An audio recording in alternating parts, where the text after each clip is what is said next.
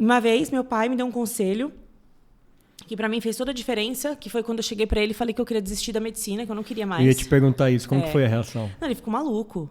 Achei que ele ia me matar. Eu falei, meu Deus, meu pai era super bravo. E ele sabia que ali era a chance da vida, né? Sim. Porque o pai, ele fez muito esforço. Todo o dinheiro que ele ganhava era pra pagar nossos estudos. Que bonitinho. Ele falou, meu, eu não tô acreditando que eu investi tanto nessa menina pra ela chegar em mim e falar que ela quer ser professora agora, de inglês ainda. Não é possível. O que tá acontecendo? Onde eu errei? E eu falei, ele vai me matar. Eu até combinei com a minha avó antes. Eu falei, vó, vou falar isso pra ele. Se ele der um show, você me socorre. Vai junto comigo, vó. Me socorre. Foi muito engraçado esse dia, porque tava jantando, tava almoçando assim e tal. E eu parei e falei, pai, eu quero falar uma coisa. Eu não vou mais querer a medicina. Não, ele ficou em silêncio. Eu falei, meu Deus. Acabou o apetite de todo mundo, acabou o jantar. Acabou o almoço. Eu falei, estraguei o dia, que saco, que droga. Era tão difícil, assim, esses momentos. E aí ele ficou parado, levantou, foi até a cozinha, voltou, mudo. Eu falei, gente... Começou a sair em silêncio da mesa, de filme isso. E é o pior, porque eu falei assim, eu prefiro que você tenha uma reação, tipo que você overreact, assim, você, sabe? Uma reação exagerada do que você fique em silêncio, porque o silêncio é ensurdecedor. Total, Eu falei, meu Deus, fala alguma coisa. Eu falei, pai, fala alguma coisa. Meu Deus, eu tô desesperada. Por dentro, não sei mais o que dizer, né? E eu vinha de uma sucessão de erros, assim, sabe? Que eu não aguentava mais. Meu pai dizer que eu tinha que tomar uma decisão e ir até o final e tal, tananã. Porque no meio disso tudo, eu já tinha também começado a decidir outras coisas e tal. Depois disso ainda, eu decidi que eu ia fazer várias faculdades. Eu comecei 7 faculdades. Eu já estava causando. Comecei 7, não terminei nenhuma. Tá. Imagina na cabeça dele, eu nem sei o que ele pensou. Ele falou assim pra mim, olha, eu vou te falar uma coisa. Você quer ser professora de inglês?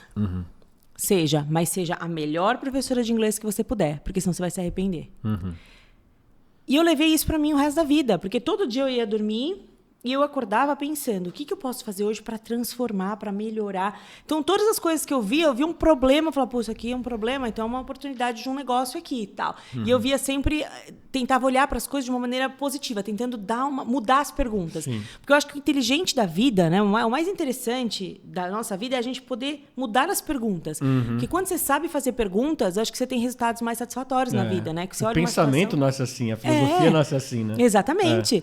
E eu falo assim, eu tenho que olhar e saber fazer as perguntas certas para sair dessa situação. E eu fui levando isso comigo. Lógico que eu contando aqui parece maravilhoso e super fácil. Isso foi em 2003. Eu consegui começar o meu negócio em 2013.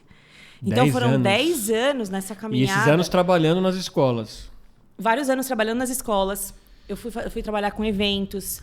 Eu montei negócios, que eu sempre tive a mente muito empreendedora, sabe? Muito. Talvez pela falta de recursos que eu tinha.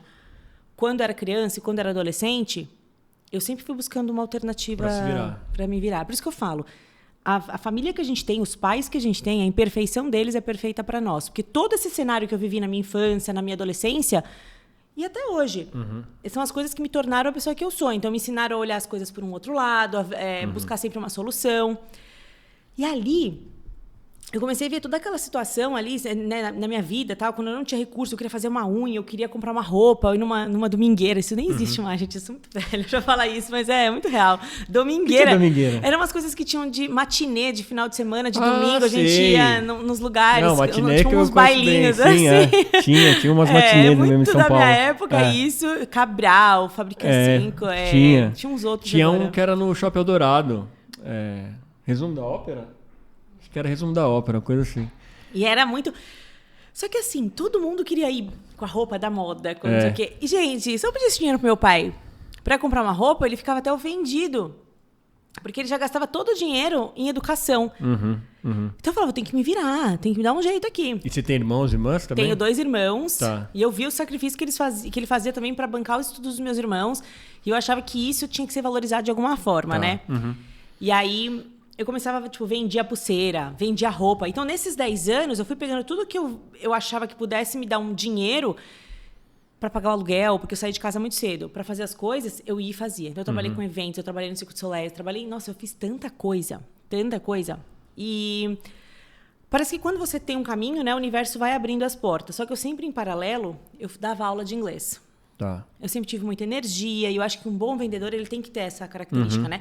Energia na voz, ele tem que ter. Porque imagina, hoje a gente vai ver, não tem condição. Não. Total. Não tem. E eu, como professora de inglês, eu tinha que vender o meu método, vender a minha aula e estar vendendo ali o tempo todo para os alunos, né? Isso era muito importante. Então, eu tinha que manter sempre minha energia no alto. Quando essas coisas iam acontecendo, eu ia percebendo que eu me sentia muito mais feliz e reenergizada quando eu estava dando aula de inglês. Quando eu estava servindo outras pessoas através do meu propósito. Isso, para mim, era muito importante. Eu tinha essa percepção. Aí, depois que eu tive meu primeiro filho, em 2012... Antes disso, eu estava no trabalho que eu viajava muito. Eu trabalhava 1 mês em cada estado do Brasil, ensinando as pessoas... Eu trabalhava com a BMF Bovespa, ensinando as pessoas a investirem em ações. Era um plano de popularização da Bolsa, que na época as pessoas... Hoje não se investe tanto, mas naquela época investia-se muito menos. E a gente trabalhava 1 mês em cada estado do Brasil. Bem interior, às vezes, também, só ensinando as pessoas a como investir, tá? Para sair um pouco daquela questão da poupança, de repente clássico, o tesouro direto, que elas tinham outras opções. E era um momento bom também para se fazer isso, né? E aí eu trabalhei muito tempo com isso. Quando eu engravidei, ficou um pouco inviável. Eu olhava e falava assim, gente, eu não posso pôr na minha mala umas roupas para essa criança e levar meu filho comigo onde quer que eu vá e deixar ele junto comigo para lá e para cá. Eu não posso ter uma vida de cigana junto com uma criança. E aí eu precisei olhar para o meu propósito. Eu falei, bom, tá, e agora? Eu já aprendi a servir, eu já vi como entende a escola de inglês. O que eu preciso? Qual é o meu chamado nesse momento? E aí eu comecei a olhar que eu precisava investir naquilo que eu queria fazer. Porque eu não tinha outra saída. Até porque, quando a gente se torna mãe, isso é uma coisa, não sei como é isso para o homem, mas para a mulher isso é muito real.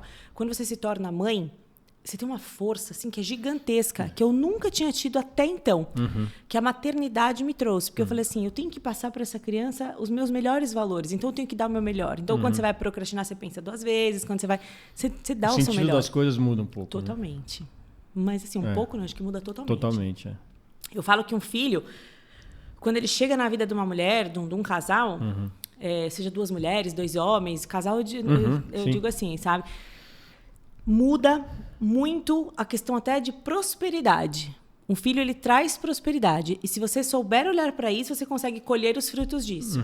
Tudo é a forma como a gente vê. Né? Não, faz muito sentido o que você está dizendo. Né? Se você parar para pensar, você tem filhos? Tenho 2. Não um muda? de 12 e um de 5, sim. Muda. Foi exatamente quando a gente começou a, sei lá, surgiu esse gás extra que você falou, né? E as coisas começaram a acontecer. É impressionante. Você fala, nossa, eu não sabia que eu tinha essa força. Porque acho que talvez por você ser o ponto alto para um outro ser humano, porque a criança te vê como um herói ali, ela confia tanto em você, você vê naqueles olhos, que você fala, cara, se para ele eu sou tão importante, talvez eu tenha um valor diferente também. Eu vou olhar para isso com mais carinho.